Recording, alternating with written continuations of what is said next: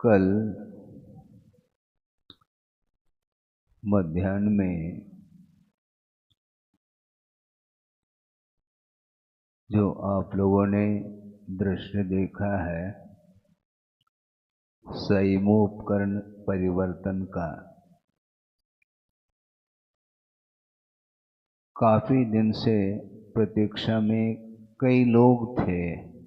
कल समय नहीं मिल पाया, इसलिए थोड़ा सा और उस विषय को सामने रखते हुए प्रासंगिक विषय पर आएंगे। लगभग शहर में 6 साढ़े 6 महीने व्यतीत हुए, किंतु जिस दिन प्रवेश किया उसी दिन से लगभग प्रतिदिन कोई न कोई व्यक्ति आकर के अपने भाव व्यक्त करता कि महाराज आपकी पीछिका हमें प्राप्त हो जाए। हमने सभी लोगों को यही कहता रहा कि भावना रखो, किंतु मिलेगी तो एक ही को। तीर्थंकर भी क्यों न हो, सबको वो संतुष्ट नहीं कर सकते। अर्थात तीर्थंकर दीक्षित होने के पूर्व में आहार चर्चा के लिए निकलते हैं, उस समय कितने लोग पड़गान के लिए खड़े रहते होंगे जिसका कोई हिसाब नहीं। इसके उपरांत भी जिस विधि से निकलते हैं उस विधि के अनुरूप ही पड़गान होगा। तो एक ही को संतुष्ट किया उन्होंने, किसको? श्रेयांश राजा को। लेकिन इसका अर्थ ये नहीं लेना चाहिए कि सारे सारे श्रावक असंतुष्ट रहे हों। सुन रहे हैं आप लोग? क्योंकि उनका असाधारण व्यक्तित्व है। उनके लिए आहार आप देवो अथवा न देवो, उनका जो दर्शन है, वीतरागता का दर्शन एक बार कर लो, निरंतर निहारने का भाव जागृत होता है। तो ऐसी स्थिति में वह श्रावक आहार दे अथवा न दे, प्रत्येक व्यक्ति के लिए 7 से पुण्य का अर्जन होता है। उसी प्रकार मैं ये मानता हूँ कि जितने लोगों ने भावना रखी, कोई नहीं भी रखी हो, तो भी उनके भीतर तो वो भावना रहती है कि संयमोपकरण मेरे लिए प्राप्त हो। मिलेगा एक ही को। हमने ये कहा था कि देखो, सबकी भावना को मैं पूर्ण करने के लिए बैठ जाऊं तो एक एक पंख भी यदि दे दूं तो पूर्ति नहीं होगी। तो ऐसी स्थिति में किसकी भावना को मैं पूर्ण कर सकता हूं? भावना जो पूर्ण होती है वह भावों से होती है। और कल जिन्हें पुरानी पीछिका प्राप्त हुई और नई पीछिका प्रदान करने वाले कौन थे? वो है, नाम क्या उनका? मिंको तो बोलते हैं, शैलेश। हाँ, उनको हमने बुलाया कि देखो, तुम्हारी भावना तो अभी भी है, आगे भी रह सकती है, किंतु अभी वर्तमान में यह संयोजना बन रही है कि नई पीछिका प्रदान करने में हमने सोचा है। ऐसा उनके सामने कहा तो उनके आंखों में आंसू भर आए। सोचो, विचार करो, आंसू धार लगी है। इसके उपरांत भी उनको हमने कहा कि इस प्रकार भावुक होने की आवश्यकता नहीं, यह समर्पण का प्रतीक है। 6 साढ़े 6 महीने तक उन्होंने जो पुण्य का अर्जन किया है वह कहीं जाएगा नहीं, ये ध्यान रखो। हाँ, और समर्पण भाव था उनका, इसलिए एक ही बार में उन्होंने कहा कि महाराज हमें ज़्यादा विकल्प नहीं, लेकिन थोड़े बहुत तो अभी भी विकल्प है, रखो, कोई वादा नहीं। यह प्रमोद भाव इसको बोलते हैं। हमारे अंदर जो भाव जागृत होता है वह धर्म के प्रति जो प्रमोद भाव होता है, इसी को धर्मानुराग की संज्ञा दी है आचार्यों ने। एक राग वह होता है जो विषयों के प्रति वह आकर्षित करने वाला राग होता है, किंतु धर्म के प्रति आकर्षित करने वाला जो राग होता है वह धर्मानुराग बोलते हैं, जिसको प्रमोद बोलते हैं।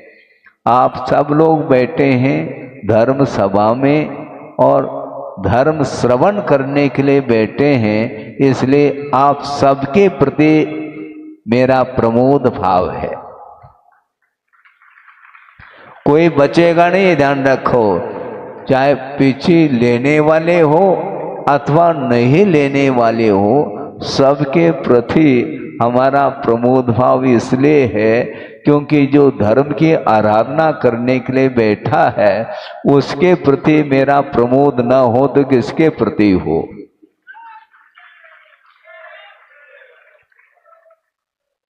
इसी को बोलते हैं प्रोत्साहित करना, इसी को मोटिवेट बोलते हैं। और कुछ नहीं होता, कोई वेट नहीं होता उसका, मोटिवेट का कोई वेट नहीं होता, ध्यान रखो, वो वेटलेस है।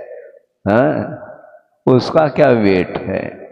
चाहे वह छोटा बालक हो, चाहे वह जवान हो, चाहे वृद्ध हो, सबके मन में धर्म के प्रति जो श्रद्धा, आस्था और समर्पण का भाव लेकर के बैठा है तो न धर्मो धार्मिकैर विना, इस प्रकार आचार्य समंत्र भद्र स्वामी कह रहे हैं, धर्मात्मा के बिना धर्म रह नहीं सकता।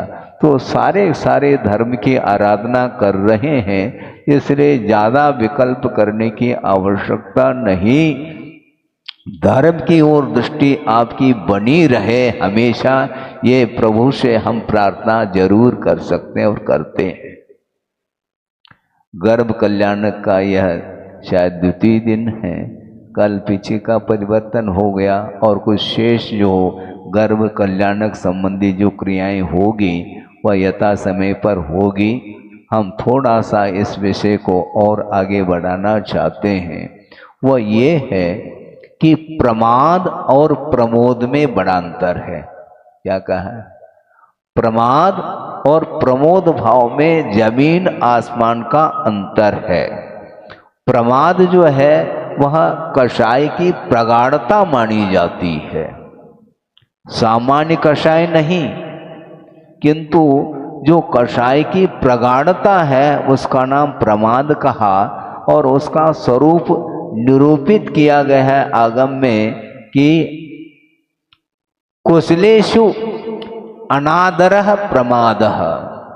जो कुशल कार्य है, धार्मिक कार्य है, उसमें अनादर का भाव जो जागृत होता है उसका नाम प्रमाद कहा। समझ रहे हैं आप? जिस प्रकार आप सांसारिक कार्यों में उत्साहित होकर के कार्य करते हैं, उससे भी बढ़ चढ़ करके धार्मिक कार्यों में भाग लेना चाहिए, उसको बोलते हैं प्रमोद भाव। विषयों के प्रति प्रमोद भाव नहीं होता, न होना चाहिए, चाहे वह चेतन पदार्थ हो चाहे अचेतन पदार्थ हो।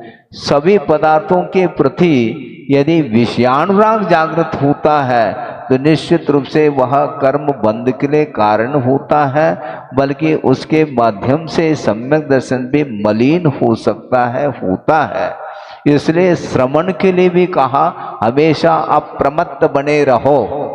हालांकि ऐसा हो नहीं सकता, छठा सातवां ये गुणस्थान होता ही रहता है, किंतु बुद्धि पूर्वक प्रमाद का भाव नहीं आना चाहिए मन में। इस प्रकार वह जागृत रहता है श्रवण अप्रमत्त रहता है और अप्रमत्त अवस्था में ही साथ से पुण्य का भी क्या होता है, अर्जन होता है। इसलिए धर्मानुराग की बात मैं कर रहा हूं, विषयानुराग की बात नहीं। क्योंकि जिसके आंखों में आंसू है वह विषयों को लेकर के नहीं, ये ध्यान रखो। यद्यपि वह गृहस्थ है किंतु गृहस्थ होकर के भी वह गृहस्थ अवस्था से ऊपर उठने का भाव जागृत है उनके अंदर। इसलिए वो जो आंसू आ रहे हैं वो अपने आप में वह गुणों के प्रति जो बहुमान आदर भाव है उसको सूचित कर रहा है। इसलिए वस्तुतः धर्म की जो प्रभावना होती है वह कैसे होती है, किस ढंग से वह प्रभावना होती है, इस प्रसंग में भी आचार्य अमरचंद सूरी हुए हैं, उन्होंने प्रसंग रखा है।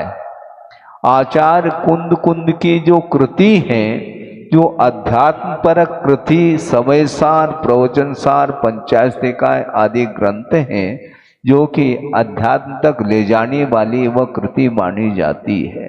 और उनकी टीका लिखने वाले आचार्य अमरचंद सूरी हुए हैं, उसके उत्तरवर्ती जयसेन स्वामी आदि भी हैं।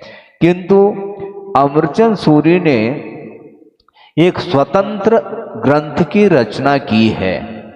टीकाएं तो उन्होंने लिखी हैं कुंद कुंद के साहित्य के ऊपर, किंतु एक कृति उनकी स्वतंत्र कृति वह है जो पुरुषार्थ सिद्धि उपाय, उसमें उन्होंने प्रसंग दिया है प्रभावना अंग के विषय को लेकर के। आत्मा प्रभावनीय, आत्मा प्रभावनीयो रत्नत्रय तेजसा सततमेव दान तपो जन पूजा विद्यातिशयश्च जन धर्म। आत्मा को भी आत्मा की भी प्रभावना होती है। प्रभावना के योग्य आत्म तत्व है और आत्मा की प्रभावना जो होती है वह रत्नत्रय की आराधना के माध्यम से, रत्नत्रय तेजसा, रत्नत्रय की जो उसको क्या बोलते हैं, तेज रत्नत्रय, यानी निर्दोष वृद्धिंगत जो रत्नत्रय होता है उसके माध्यम से आत्मा की प्रभावना होती है। आप स्वयं की प्रभावना करना चाहो तो यहाँ पर तख्त खाली है, ये ध्यान रखना है। आत्मा की प्रभावना करना चाहें तो तख्त 2, 4, 8 और रखे जा सकते हैं। रत्नत्रय तेजसा ऐसा कहा, रत्नत्रय रूपी वह प्रकाश के माध्यम से आत्मा की प्रभावना होती है। और ये यदि मान लो जिसके जीवन में संभव नहीं अथवा कठिनाई जा रही है तो कोई बाधा नहीं, दान तपो जिन पूजा विद्यातिशयैष जिन धर्म प्रभावनीय। जिनेन्द्र भगवान का जो धर्म है वह कैसा है, दान तप और जिनेन्द्र भगवान की पूजा, इस रूप जो है जिनेन्द्र भगवान का धर्म है। जिन धर्म प्रभावनीय, जिनेन्द्र भगवान के द्वारा कहा हुआ जो अहिंसा आदि रूप जो धर्म है उस धर्म को प्रकाश में लाना चाहिए। अज्ञान तीव्र व्याप्तिम अपाकृत्य, अज्ञान रूपी जो अंधकार चारों ओर फैला हुआ है उसको दूर करते हुए यथा योग्य जिनेन्द्र भगवान के शासन को प्रकाश में लाने का जो पुरुषार्थ है वही प्रभावना मानी जाती है। और उस प्रभावना को करने के लिए आप लोग तत्पर हैं, क्योंकि जो धर्म का रथ होता है उसके 2 पहिए होते हैं, होते क्या नहीं?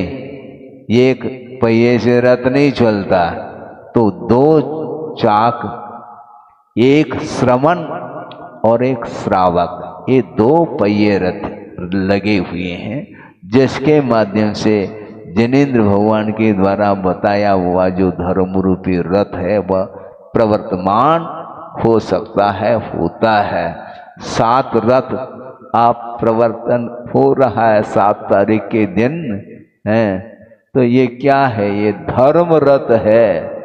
धर्म की प्रभावना जिनेंद्र भगवान के द्वारा बताया हुआ जो धर्म है वही धर्म माना जाता है। अन्य और कोई धर्म का स्वरूप है ही नहीं। वस्तु का जो स्वरूप है वही धर्म है, अथवा रत्नत्रय आत्मक धर्म है, अथवा 10 लक्षण रूप धर्म है, अथवा जीवों की रक्षा करने रूप जो परिणाम है उसका नाम धर्म कहा है। इसलिए गर्भ कल्याणक आप मनाने जा रहे हैं। कल्याणक किसका होता है? जीव का कल्याण होना है। किंतु जीव का कल्याण जो होता है वह धर्म के शरण गए बिना न किसी का कल्याण हुआ न होगा। आप किसके शरण जा रहे हैं? महाराज आप ही के शरण में हैं हम। हाँ ठीक है, फिर लौटना नहीं महाराज, ऐसा नहीं हो सकता। ठीक, कोई बाधा नहीं, लौटो, लौट करके वापस आना है, ये ध्यान रखो। लौटते रहो फिर वापस आओगे। कई बार कहते महाराज हम फिर से आने का आशीर्वाद दे दो, भूयात पुनर्दर्शनम, ऐसे कई लोग बोलते हैं। उसका अर्थ क्या? पुनर्दर्शनम भूया, पुनः हमें दर्शन प्राप्त हो। तो जाएंगे तभी तो पुनः दर्शन होगा। जाओ क्यों? दर्शन करते रहो ना। महाराज ये हमारे लिए संभव नहीं, आपके लिए तो ठीक है, कोई बाधा नहीं। आप अपनी शक्ति के अनुरूप सही, किंतु जहाँ पर भी आप रहो वहाँ पर धर्म की आराधना का भाव निरंतर बना रहे। ये पुरुषार्थ आपको करना है। प्रत्येक व्यक्ति को पुरुषार्थ के बल पर ही यह शुद्ध परमात्म तत्व प्राप्त होना है। जिस प्रकार श्रमण लोग पुरुषार्थ करते हैं उसी प्रकार आपको भी पुरुषार्थ करना है, अपनी शक्ति के अनुरूप करना है। किंतु साधन तो ये कई है, धर्म का आधार लेना है। और धर्म के भेद जो होते हैं वैसे धर्म तो अखंड है, किंतु उस धर्म को प्राप्त करने के लिए पात्र के अनुरूप भिन्न भिन्न साधन बताए हैं। उस अपेक्षा से उसमें कुछ अंतर आ जाता है, भेद भिन्नता आ सकती है, किंतु विपरीतता नहीं है। एक अनुव्रति होता है जिसको देशव्रत बोलते हैं, और एक महाव्रति होता है। किंतु गुरुदेव ने कई बार इस प्रसंग को रखा है कि कोई भी व्रत न छोटा होता है न बड़ा होता है, पात्र के अपेक्षा से सब बड़े ही होते हैं। एक पहली कक्षा का छात्र है और एक एमए का छात्र है तो छात्र ही। पहले कक्षा के छात्र के लिए जो प्रश्न आए हैं उसमें भी उसको पसीना आ रहा है, इसका अर्थ बहुत कठिन पेपर है उसके लिए, पक्की बात है।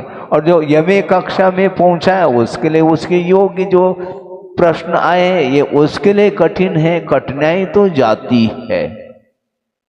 इसलिए वह व्रत छोटा और बड़ा नहीं, अपनी शक्ति के अपेक्षा से वो बड़ा ही है। यहां तक गुरुदेव ने कहा था कि 1 पाई से लेकर के 99 पाई तक वह पाई माना जाता है, रुपया नहीं। 1 पाई मिलाएंगे तो वह 1 रुपए का नोट माना जाता है। तो पहले अथवा दूसरी प्रतिमा से लेकर के 11वीं प्रतिमा तक जो कुछ भी चारित्र का पालन होता है इन प्रतिमाओं के पालन के रूप में, उनका वह चारित्र अनुव्रत के रूप में ही होता है। अनुव्रतो गारी है, जो सागार होता है, जो जिसके पास घर है किंतु ये ध्यान रखो, घर एकमात्र उपलक्षण है।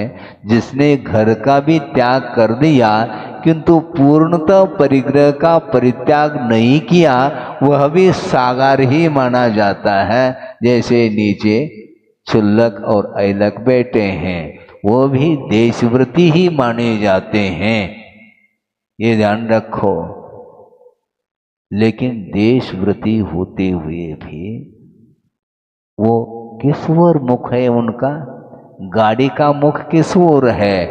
मुनि बनने की ओर उनका मुख है। क्यों? सारे ब्रह्मचर्य लोग भी प्रसन्न हो रहे हैं। बिल्कुल वह समय तो आएगा, धीरे धीरे आता है, लेकिन लक्ष्य जो है सबका एक है। वह एक सामान्य जो गृहस्थ है जिसके पास संयम नहीं भी है, तो भी वह जिनेंद्र भगवान के धर्म का पक्ष लिया है, इसलिए वह पाक्षिक श्रावक माना जाता है। किसका पक्ष लिया है आपने? धर्म का पक्ष लिया है। वह देवगण भी धर्म की आराधना करने के लिए ही उपस्थित होते हैं प्रभु के चरणों में, और किसी के चरणों में नहीं जाते। हालांकि विषयों की ओर उनकी दृष्टि समाप्त हुई नहीं, इसके बावजूद भी धर्म को भूलते नहीं। चक्रवर्ती भी क्यों न हो, वो जब प्रभु के चरणों में आ जाता है तो एक सामान्य श्रावक बन करके आ रहा है। वो समय यदि मान लो कोई भी व्यक्ति उस चक्रवर्ती के लिए प्रणाम करता है, तो चक्रवर्ती क्या बोलते हैं? नहीं, ऐसे प्रणाम नहीं करते हैं, ध्यान रखो। क्यों? मैं प्रभु के चरणों में बैठा हूं। जो प्रभु के चरणों में बैठा है उसमें अंतर क्या है? श्रावक की अपेक्षा, मुनि की अपेक्षा से भले ही अंतर हो, ये बात अलग है। किंतु जितने भी जो उसको क्या बोलते हैं 12 सभाएं हैं, उसमें एक मनुष्य के लिए है, तो मनुष्य एक सामान्य हो अथवा कोई विशेष हो, वो गुरु के चरणों में कोई भी वीआईपी नहीं, ये ध्यान रखो। आप बाहर रहो वीआईपी है, बाहर रह सकते हैं। चक्रवर्ती वह सचखंड अधिपति है, किंतु समूह शरण में अधिपति नहीं है, ध्यान रखो। फिर कैसे है महाराज? वो भी पुण्य का अर्जन कर रहा है, वो भी प्रभु की आराधना करने में लीन है। प्रभु ही हमारे लिए सर्वस्व है। प्रभु से बढ़कर के और कोई भी प्रभु विभु नहीं हो सकता। इसलिए उनके चरणों में जो आया है वह धर्मात्मा है, और उनके चरणों से जो वंचित है, चरण का अर्थ क्या लेना है महाराज? वो समोचरण में जो नहीं आए वो भी है, ये ध्यान रखो। वहां पर प्रवेश नहीं किया, ये अलग विषय है, किंतु समोह शरण को याद तो कर रहा है। समोह शरण के बाहर रह करके भी प्रभु की आराधना करने वाले रहते हैं क्या? नहीं रहते? रहते हैं। तो आप कहीं भी रहो, किंतु प्रभु को भूलना नहीं चाहिए। गुणों के प्रति प्रमोद भाव होता है और विषयों के प्रति प्रमोद नहीं होता, किंतु प्रमाद होता है। क्योंकि विषयों का जो ग्रहण करने का भाव है वही प्रमाद है। प्रमाद के कितने भेद हैं? 15 भेद हैं। पहले तो 4 विकताएं हैं, स्त्री कथा, भोजन कथा, राज कथा और चोर कथा। ये 4 कथाएं ये विकता मानी जाती हैं, सतकथा नहीं। ये प्रमाद के अंतर्गत लिया है। महाराज हमारा मन नहीं लगता है। सतकथा में तो तुम्हारा मन थोड़ी लग रहा है, उसमें लगना चाहिए। विकताओं में तो रात दिन वह कथा कर रहा है, वो कथा ठीक नहीं, वह सांसारिक कथा है। वर्तमान योग कम से कम स्वाध्याय किया करो, सतकथाएं मिलेंगी उसमें, उसमें विकता नहीं मिलती। भले ही युद्ध छुड़ जाए उसमें भी अलग विषय है, किंतु विकता के अंतर्गत नहीं, किंतु सतकथा की ओर दृष्टि रहती है, रहना चाहिए। ये 4 विकताएं हैं और 5 इंद्रिय के विषय। ये क्या है? प्रमाद है।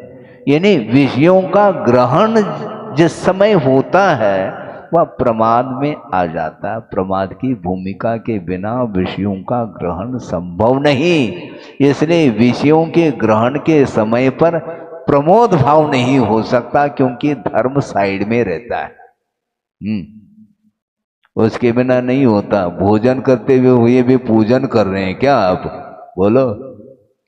भोजन करते समय भोजन, पूजन करते समय पूजन। लेकिन भोजन करते समय कम से कम विवेक तो रखो। भोजन करो, कोई बाधा नहीं है, भोजन करो, किंतु विवेक होना चाहिए भक्ष और अभक्ष का। नहीं है तो बहुत ही फिर अनर्थ घटित होगा, क्योंकि वह सम्यक दर्शन से धीरे धीरे वह खिसक जाएगा। जैसे धीरे धीरे प्रवचन होते ही खिसकते चले जाएंगे बाहर, उसी प्रकार यदि विवेक यदि अभाव को प्राप्त हो जाएगा तो वह जो सम्यक दर्शन रूपी जो गुण है वह गुण ही खिसक सकता है। ये ध्यान रखो, सुरक्षित रखो। इसलिए अनुव्रत का जो दायरा है वह बहुत विस्तृत है। इसलिए कोई छोटा और बड़ा नहीं। एक प्रासंगिक विषय को कई बार रखा होगा, किंतु यहाँ पर पुनः जन समूह ज़्यादा है और नए नए पात्र भी बने हैं और उनके लिए यह प्रसंग रखा जा रहा है। गुरुदेव ने इस प्रसंग को रखा होगा या नहीं रखा होगा ये अलग विषय है, किंतु उनके जीवन में ये घटित हुआ है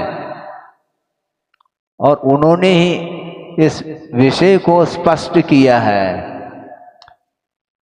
आहार चर्या का समय हुआ है और आचार्य महाराज संग सहित आहार के लिए निकल रहे हैं और पड़गान कर लिया। पड़गान करके ले गए। पूजन अर्चन आदि जो कुछ भी नवदा भक्ति वो कर ली। उसके बाद उपरांत गुरुदेव खड़े हो गए। आहार प्रारंभ हुआ और आहार देखने के लिए कई लोग सामने खड़े हैं। उसमें 2 सज्जन जो 16 पहन करके खड़े हैं, हाथ जोड़ करके, भगवान हमारे लिए भी एंट्री प्रवेश मिल जाए। बहुत दिन की मेरी भावना रही है। आहार देने का भाव अंदर से मैं अपने आप को संभाल नहीं पा रहा हूँ, इसलिए देने की भावना मेरी है। इसलिए हमारे हाथ से भी एक आध ग्रास लिया जाए तो ज़्यादा अच्छा है। गुरुदेव तो मौन है। उन्होंने शुद्धि बोली और शुद्धि बोल करके एक और निवेदन किया कि महाराज आहार देने की तो उत्कंठा है, लेकिन ये है कि मैं रात्रि भोजन का त्याग नहीं कर सकता। अब क्या किया जाए? भारी समस्या खड़ी हो गई। तो गुरुदेव ने सामान्य रूप से उनकी ओर देखा तो मुस्कान स्वाभाविक है और मुस्कान के माध्यम से ही उनको एंट्री मिल जाती है। और गुरुदेव ने आहार ले भी लिया। महाराज कैसे ले लिया आप पूछ सकते हैं, बाद में खुलेगा ये। उन्होंने 1-2 ग्रास ले लिए। 2 थे पति पत्नी और ले लिया उन्होंने। क्यों लिया होगा यह स्पष्ट हो जाएगा, क्योंकि वह पात्र कुछ अलग ही ढंग का था। क्योंकि ग्राहक को देख करके ग्राहक को लौटाया नहीं जा सकता। कभी कभी कुछ विशेष होते हैं वीआईपी, लेकिन किस अपेक्षा से वीआईपी है इसको समझना भी बहुत कठिन है, ये ध्यान रखो। और उन्होंने मौन रूप से स्वीकृति दे दी और आहार ले लिया उनसे। आहार संपन्न होने के उपरांत चौके वाले पहुंचाने के लिए गुरुदेव के साथ साथ गए और वो दो सज्जन भी उनके साथ पहुंचे। ये नयनागिरी का प्रसंग है, काफी पुराना प्रसंग। नयनागिरी में गुरुदेव ने 3 चातुर्मास किए, 78, 81, 82 ऐसे। शायद हो सकता है 81 का कोई भी प्रसंग हो, लेकिन है नयनागिरी का प्रसंग। और फिर पहुंचाने के लिए गए, उसके उपरांत बैठ गए गुरुदेव और उन्होंने 2 व्यक्तियों की ओर देखते हुए कहा कि देखो, वो समय तो मेरा मौन था, मैं कुछ बोल नहीं सका, अब तो बोल सकता हूं मैं। महाराज आप जो बोलेंगे हम स्वीकार करेंगे, लेकिन वही बात है, रात्रि भोजन हमसे नहीं छोड़ा जा सकता। बाकी जो आप व्रत देंगे हम ले लेंगे, जो भी उपनियम नियम देंगे वो ग्रहण कर लेंगे। तो गुरुदेव ने कहा तुम क्या करते हो? तो हाथ जोड़ करके कहा कि महाराज मैं डिप्टी कलेक्टर हूँ और ये जो श्रीमती है वो जज है। इसलिए तो हमने कहा था ग्राहक को लौटाया नहीं उनने, ये ध्यान रखो। हाँ बिल्कुल, फेस रीडिंग करते हैं गुरुदेव जो है ना, फेस रीडिंग करते हैं, और इसलिए उन्होंने लौटाया नहीं। और आहार लेने के बाद अब वो कह रहे हैं यदि ऐसी स्थिति है, तुम कलेक्टर और वो जज हैं, तो बहुत अच्छी बात है, मैं जो कहूँगा तुम्हें स्वीकार करना पड़ेगा। महाराज हम हाथ जोड़ करके कह रहे हैं आप जो दे दो। उन्होंने क्या कहा? इसका अर्थ क्या? कोई दान स्वरूप मांग रहे हैं? नहीं, इसका अर्थ 5 अनुव्रत ग्रहण कर लो। महाराज ये तो उससे भी, हाँ रात्रि भोजन फिर भी कुछ दिन के लिए छोड़ पाएंगे, लेकिन ये तो और कठिन पेपर है। कठिन नहीं है, ध्यान रखो। कैसे महाराज आप समझाओ, फिर हम समझा रहा हूं मैं। उन्होंने ये कहा कि आप दोनों गवर्नमेंट सर्वेंट, ठीक है, सर्विस करते हैं, और आप कलेक्टर या डिप्टी कलेक्टर और वो जज है। जो भी गवर्नमेंट के तरफ से, उसकी क्योंकि सरकारी नौकरी है, जो आपको वेतन मिल रहा है उससे 1 पाई मैं नहीं लेऊंगा। महाराज ये तो बन जाएगा तो हमारा काम बन गया। 5 अनुव्रत इसमें पल सकते हैं, ध्यान रखो, क्योंकि आपने रिश्वत का त्याग किया है ना। रिश्वत बोलते हैं, बिल्कुल है, रिश्वत बोलते हैं। तो रिश्वत का त्याग कर लिया, इससे स्पष्ट है जो वेतन मिल रहा है वह परिग्रह का परिमाण हो गया, 1 अनुव्रत आ गया। अब परिग्रह परिमाण आ गया तो सारे अनुव्रत पलेंगे उसमें, क्योंकि तत्संबंधी कोई भी अब असत्य नहीं बोलेंगे, खत्म। सत्यव्रत आ गया तो चोरी का भाव भी नहीं आएगा, क्योंकि अतिरिक्त हमें कमाना ही नहीं है जिसमें चोरी का भाव आ जाए या असत्य का आश्रय लेना पड़े। दोनों समाप्त हो गए, और उस संबंधी जो हिंसा होती थी वह भी नहीं होगी, और आप दोनों स्वदार संतोष हैं। तो इस प्रकार 5 व्रत आपके पल जाएंगे, हमारा आशीर्वाद, ऐसा कहा। सोचो विचार करो, इससे स्पष्ट है कोई भी व्रत छोटा और बड़ा नहीं होता, और एक बार अनुव्रत को अंगीकार करता है निश्चित रूप से उसका मुख महाव्रत की ओर है। अनुव्रत का अर्थ क्या होता है? अनुचर, अर्थात पीछे पीछे जो चलता है। महाव्रती के जो पीछे पीछे चलता है उसका नाम अनुव्रती है, अनुचर माना जाता है। तो इस प्रकार ये धर्म के प्रति जो लगाव है, समर्पण है, यही प्रमोद भाव माना जाता है। गुणशु प्रमोदम। उस समय हमने देखा कि गुरुदेव की कुशलता तो देखो, लेकिन आपके लिए नहीं, ये ध्यान रखो। हम भी महाराज रात्रि भोजन नहीं करेंगे तो हम आप आहार लेंगे क्या? नहीं लेंगे, ध्यान रखो। क्योंकि उनकी एक परिस्थिति थी, परिस्थिति के अनुरूप जो है ना व्यवस्था बनती है, और उस परिस्थिति के कारण उसको धर्म से वंचित नहीं रखा जा सकता, न रखना चाहिए। इस प्रकार विशाल दृष्टिकोण वाले गुरुदेव, उन्होंने इस प्रकार मार्ग प्रशस्त करते गए हैं। इसलिए गुणों के प्रति अनुराग उनका हमेशा बना रहता है। इसी प्रकार शुरुआत में ही हमने कहा, भले ही शैलेश जी को पुरानी पीछी नहीं मिली, किंतु जो पुरानी पीछी जिसको मिली है उससे भी ज्यादा प्रमोद भाव इनके प्रति है, ध्यान रखो। हाँ, इसको बोलते हैं बिल्कुल।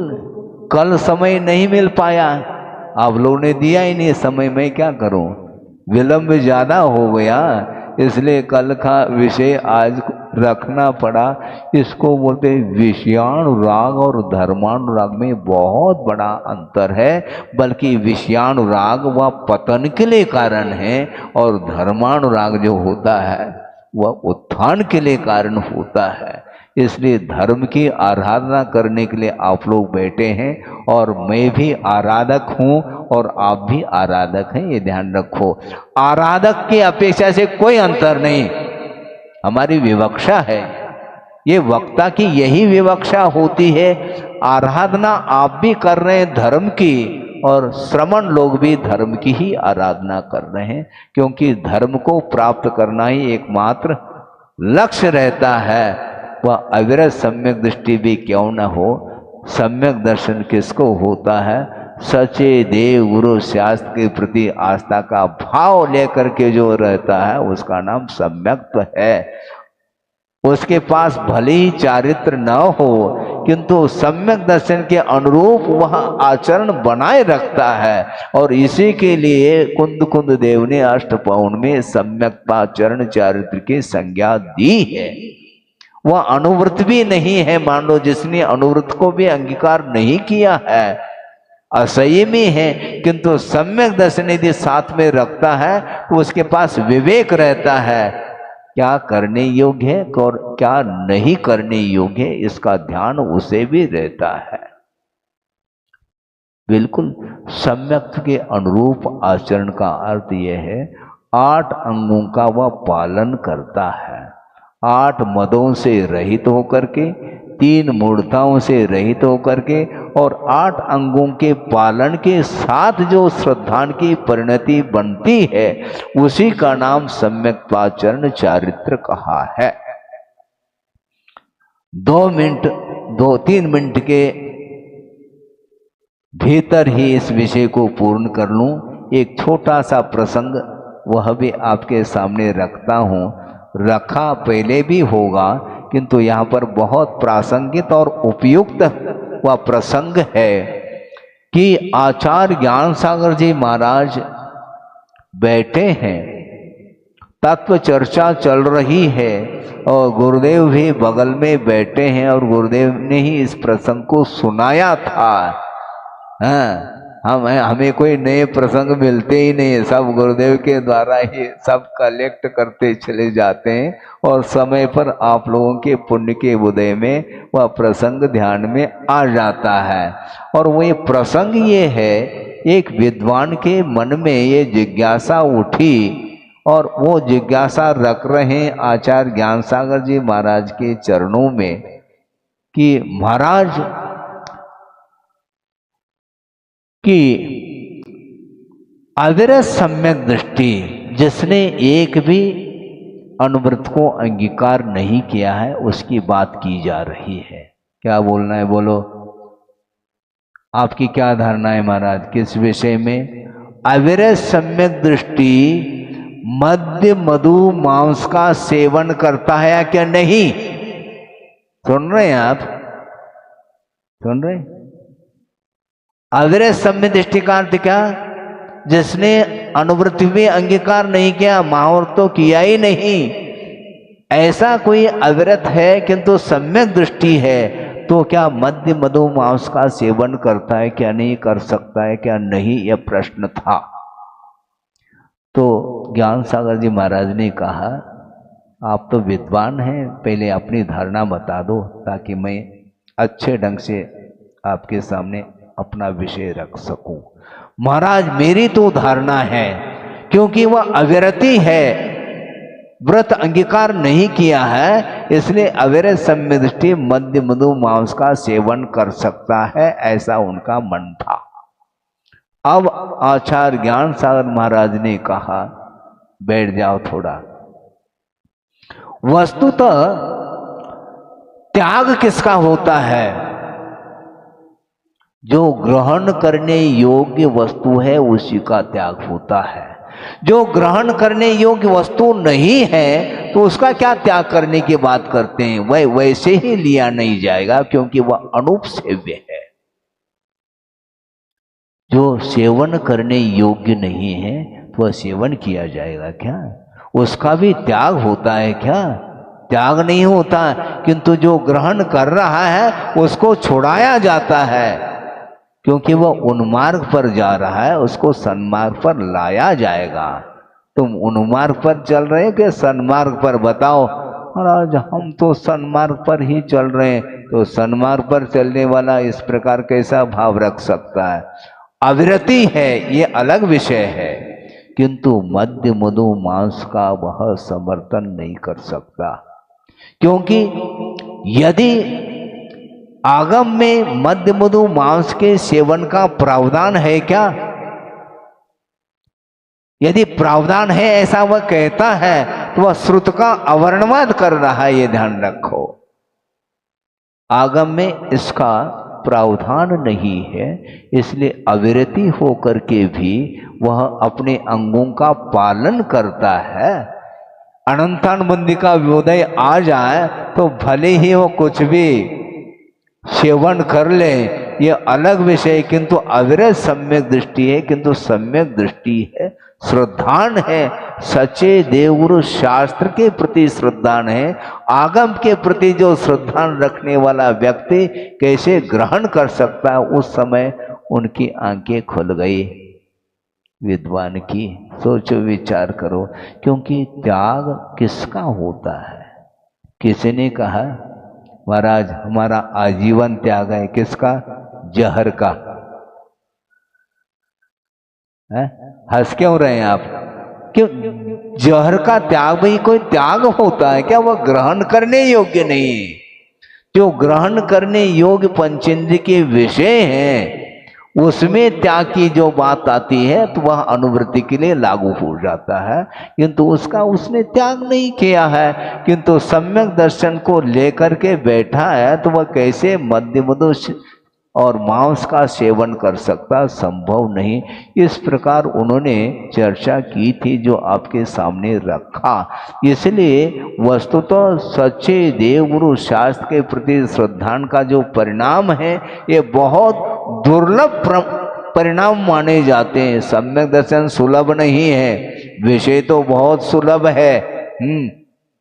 पंचेंद्र के विषय अनंत बार मिले हैं, मिलते चले जाएंगे, किंतु सम्यक दर्शन को प्राप्त करना खेल नहीं है। और मान लो प्राप्त सम्यक दर्शन, उसको भी सुरक्षित रखने की बात है। इसलिए प्रमाद छोड़ करके प्रमोद भाव रखो, यह हम शुरू से कह रहे हैं। इसलिए प्रमाद में और प्रमोद में बड़ा अंतर है। विषयों के प्रति जो अनुराग होता है वह प्रमाद के बिना नहीं होता, और जो धर्मानुराग होता है उसी का नाम प्रमोद भाव माना जाता है। इसलिए 4 प्रकार के जो भाव है उसमें प्रमोद भाव को रखा है। प्राणी मात्र के प्रति मैत्री भाव रखना, और दुखी जीवों के प्रति कारुण्य भाव रखना, और जो गुणी हैं उनके प्रति प्रमोद भाव रखना, और जो उन्मार्गी है विपरीत वृत्ति वाला है उसके प्रति माध्यस्थ भाव रखना, उसका कभी भी मन वचन काय के माध्यम से समर्थन नहीं करना, ये ध्यान रखो। धर्म का समर्थन करो, गुणों का समर्थन करो, दोषों का नहीं। पाप का समर्थन नहीं करना, उन्माद का समर्थन नहीं करना। इसको ध्यान में रख करके चलेंगे तो निश्चित रूप से धर्म की प्रभावना होगी। और ये धर्म की प्रभावना के लिए यह समय आपके सामने आया है और गर्भ कल्याण के दिन ही इस विषय को रखा है कि धर्म प्रभावना जो होती है, क्योंकि यह कल्याणक मनाया जा रहा है। गर्भ कल्याण का अर्थ होता क्या है, वो सारा विस्तृत वर्णन आप प्रमाण योग ग्रंथ में पढ़ सकते हैं। समयाभाव के कारण प्रासंगिक विषय को ही आपके सामने रखा है, इसलिए निरंतर धर्म की वो रुचि आपकी बढ़ती रहे और उसके माध्यम से जो अपना लक्ष्य है, जो मोक्ष प्राप्त करने का, वह प्राप्त हो। इसी पवित्र भावना के साथ अहिंसा परमो धर्म की जय। बोधि समाधि परिणाम शुद्धि स्वात्मोपलब्धि शिव शोक सिद्धि चिंतामणिम चिंतित वस्तुदाने त्वा मंद मानस्य ममास्तु देवी। परम पूजाचार्य गुरुवर श्री विद्यासागर जी मुनि महाराज की जय।